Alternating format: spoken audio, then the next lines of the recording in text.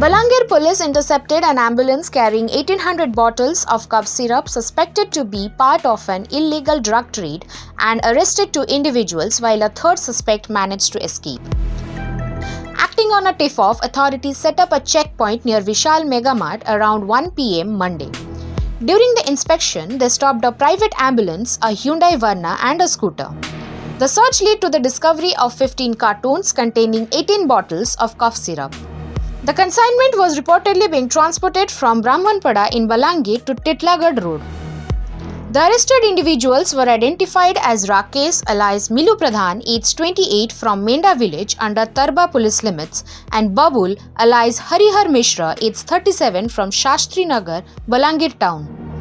Meanwhile, a third suspect abandoned a car carrying the consignment and fled the scene. Police also confiscated 2 mobile phones, 13 ATM cards, a driving license, 1150 rupees in cash, a vehicle registration certificate and a voter ID card. A case has been registered at town police station and further investigations are underway. Stay tuned to Orissapost Live for more such updates.